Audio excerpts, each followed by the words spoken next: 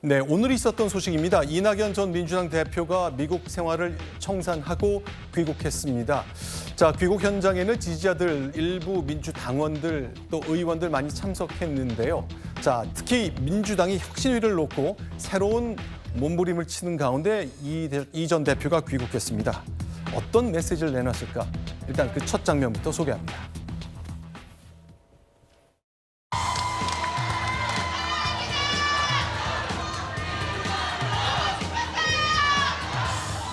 여러분은 고통을 겪으시는데 저희만 떨어져 지내서 미안합니다. 이제부터는 여러분 곁을 떠나지 않겠습니다. 대한민국은 여기저기가 무너지고 있습니다. 지금 대한민국이 불안합니다. 그러나 저는 믿습니다. 대한민국은 호락호락하지 않습니다. 우리 국민은 호락호락하지 않습니다. 대한민국이 이 지경이 된 데는 저의 책임도 있다는 것 잘 압니다. 저의 못다한 책임을 다하겠습니다.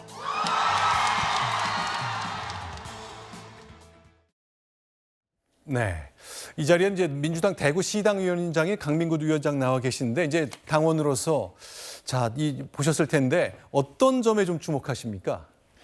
지금 1년간 조지 워싱턴 대학 방문 연구원 자격으로 가셨다가 외교 안보 분야를 충분히 좀 공부하시고 오늘 돌아오셨는데 저 역시 당원의 한 사람으로서 네. 이게 당내 갈등으로 비춰지지 않을까 정말 조심스럽습니다. 아하. 그리고 또 이낙연 대표께서도 지금 말씀하시는 게 네. 상당히 조심스럽게 이야기하고 있고 네. 윤석열 정부에 대해서 우선 포문을 열고 네. 윤석열 정부의 실정에 대해서 국민들에게 낱낱이 이렇게 보고 드리겠다 이 말로 들립니다. 네.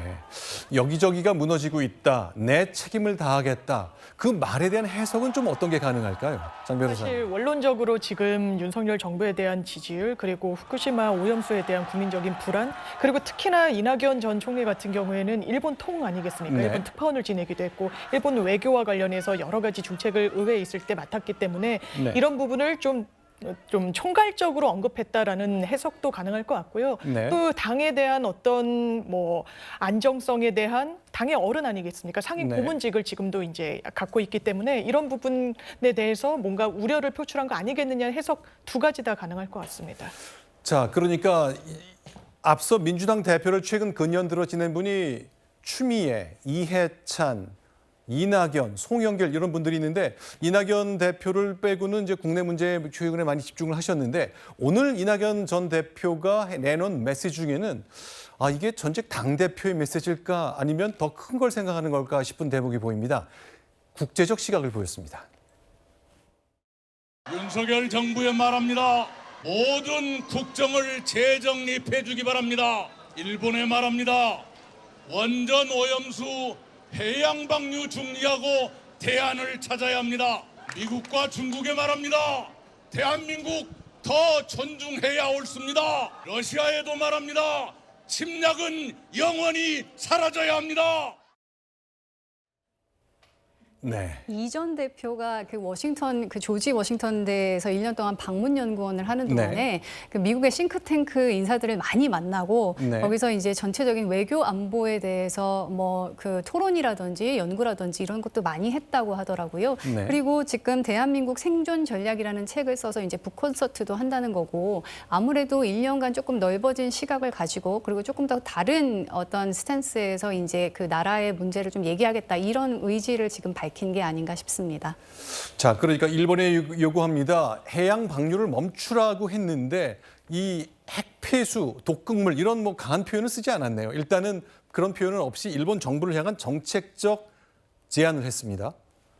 알겠습니다. 그러면 결국 이낙연 전 대표가 과연 이렇게 귀국한 이후에 당내에서 어떤 위치에 있을지 어떤 운신의 폭이 있을지는 전적으로 현재 이재명 대표 체제에서 시작한 혁신위의 활동에 달렸다고 봐야 되겠죠?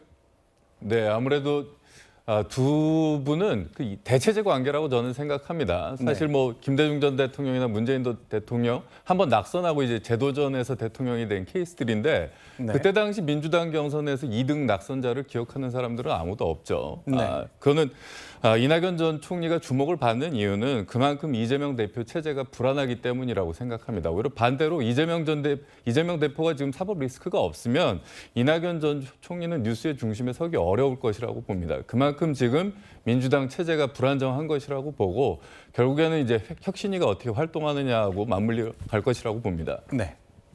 예, 지금 혁신의 7분 중에 당내 인사는 2분이 계시거든요. 네. 이해식 그 조직 부총장 예식 의원이 네. 계시고 네. 저분은 이제 성동구청장 3선하고 초선이시지만 조직을 총괄하고 있습니다. 네. 우리 당에.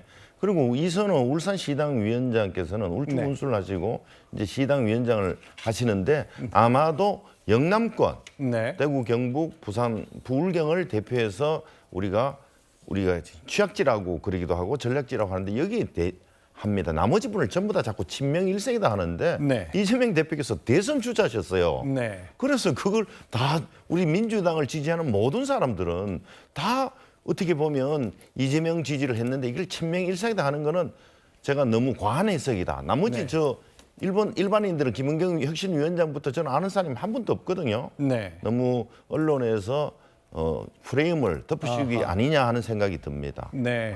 그런데 제 생각은 조금 다른 것이 지금 그 경력들이나 과거 발언들을 봐도 친명계로 볼 만한 부분들이 있는데다가 주목할 것은 민주당 내부 사정을 잘 모르는 사람들이 아니라 민주당 내부에서 이른바 비명계로 분류되는 사람들 사이에서부터 그런 지적이 나온다는 점은 조금 눈여겨봐야 되지 않을까 싶습니다. 네.